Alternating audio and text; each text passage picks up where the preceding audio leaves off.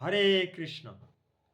ভগবান শ্রীকৃষ্ণ শ্রীমদ্ ভগবদ্ গীতার নবম অধ্যায় ১৬ নম্বর শ্লোকে বলেছেন, অহম অগ্নির অহম হুতম। অর্থাৎ আগুনের মধ্যে যে দহন শক্তি রয়েছে, ভগবান শ্রীকৃষ্ণ স্বয়ং নিজেই। তা সত্ত্বেও আমরা আগুনকে কখনো কখনো ভালো কাজে, কখনো কখনো খারাপ কাজেই প্রয়োগ করি। শীতের প্রচণ্ড ঠান্ডা থেকে বাঁচবার জন্য আমরা আগুনের উষ্ণতাকে প্রয়োগ করি। খাবার তৈরির কাজে আগুনকে ব্যবহার করি। উল্টো দিকে দুর্যোধন এবং হিরণ্যকশিপু আদি দুষ্ট ব্যক্তিরা এই আগুনকে প্রয়োগ করে খারাপ কাজ করবার জন্যে।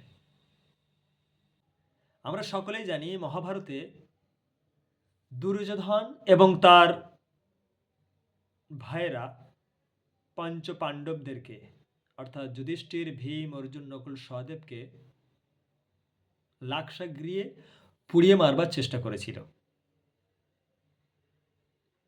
হিরণ্যকশিপু তার ৫ বছর বয়সী পুত্রকে পুড়িয়ে মারবার চেষ্টা করেছিল। কিন্তু মজার ব্যাপার হলো, উভয় ক্ষেত্রেই অর্থাৎ দুর্যোধন এবং হিরণ্যকশিপু উভয়ই চরমভাবে বিফল হয়েছিলেন। তার একমাত্র কারণ, পঞ্চপাণ্ডব পূর্ণরূপে ভগবান শ্রীকৃষ্ণের শরণাগত ছিলেন। প্রহ্লাদ মহারাজ ৫ বছর বয়সী হওয়া সত্ত্বেও তার পিতা হিরণ্যকশিপু স্বর্গ, মর্ত, পাতালের অধীশ্বর ছিলেন, কিন্তু তার পিতাকে এক বিন্দুও সে ভয় পায়নি। কারণ সে ভালোভাবেই জানতো স্বয়ং ভগবান শ্রীকৃষ্ণই অগ্নি এবং ভগবান শ্রীকৃষ্ণই রক্ষাকর্তা, পালনকর্তা, বিনাশকর্তা।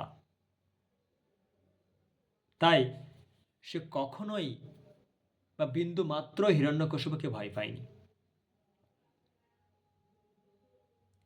একই রকমভাবে পঞ্চপাণ্ডবও পূর্ণ সুরক্ষিত আর নিশ্চিন্ত ছিলেন, কারণ তারা স্বয়ং ভগবানকেই তাদের রক্ষাকর্তা বলে মেনে নিয়েছিলেন।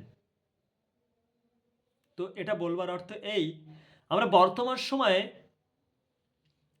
দুর্যোধন এবং হিরণ্যকশিপু আদির দুষ্টদেরকে পরিবর্তন করবার জন্য সচেষ্ট, কিন্তু নিজেদেরকে পরিবর্তন করবার জন্য বিন্দুমাত্র সচেষ্ট নই। আমরা চাইলেই ভগবান শ্রীকৃষ্ণের শরণাগত হতে পারি এবং তার দেখানো পথে চলে পূর্ণ নিশ্চিন্ত আর নিরাপদ থাকতে পারি। কিন্তু দুঃখের বিষয় হলো, আমরা শুধুমাত্র দুর্যোধন আর হিরণ্যকশিপু আদি দুষ্টদেরকেই পরিবর্তনের জন্য সচেষ্ট, নিজেদেরকে পরিবর্তন করছি না। এর ফলেই আমরা নিরাপত্তাহীনতায় ভুগছি। আমরা আমাদের এই নশ্বর শরীরকে বাঁচাবার জন্য সচেষ্ট, কিন্তু ভগবান শ্রীকৃষ্ণ দ্বিতীয় অধ্যায় আরো একটি সিদ্ধান্ত প্রতিষ্ঠিত করেছেন। আমাদের এই শরীর নশ্বর, এটাই আমাদের আসল পরিচয় না। আমরা ভগবান শ্রীকৃষ্ণের অবিচ্ছেদ্য অংশ। ভগবান নিজেই বলছেন, মমেবাংশ জীবলোকে নয়নম দহতে পাবকহ। এই আত্মাকে কোনো পাবক অগ্নি দহন করতে পারে না। আমরা এই সিদ্ধান্ত জানি না বলেই সব সময় ভয়ে রয়েছি। যদি আমরা এই সিদ্ধান্ত জানতাম যে আমাদের আসল পরিচয় আমরা চিন্ময় আত্মা এবং এই আত্মাকে কোনো আগুনই পোড়াতে পারে না, তখনই আমরা প্রহ্লাদ মহারাজের মতো নিশ্চিন্ত হয়ে যেতাম। কিন্তু দুঃখের বিষয়, দুর্ভাগ্যের বিষয়, আমরা কৃষ্ণ ভাবনামৃতকে তুচ্ছ বলে মনে করি। শুধুমাত্র নিজেদের স্বার্থ সিদ্ধির জন্য শাস্ত্র বহির্ভূত কর্ম করতেও পিছুপা হয় না।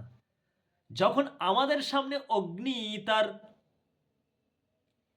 কঠোর রূপ দেখায়, তখনই আমরা দুর্যোধন আর হিরণ্যকশিপুকেই বিদ্ধ করি।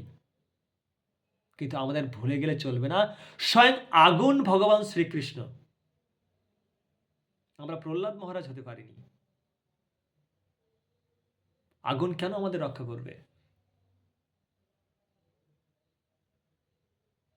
আমরা কোনো দুর্যোধন বা হিরণ্যকশিপুকে পরিবর্তন করতে পারবোই না। আমরা শুধু বলতে পারি যে ধর্মের পথে না চললে একদিন তোমাদেরও বিনাশ নিশ্চিত। কিন্তু এটুকু আমরা করতে পারি, আমরা নিজেরাই নিজেদেরকে পরিবর্তন করতে পারি।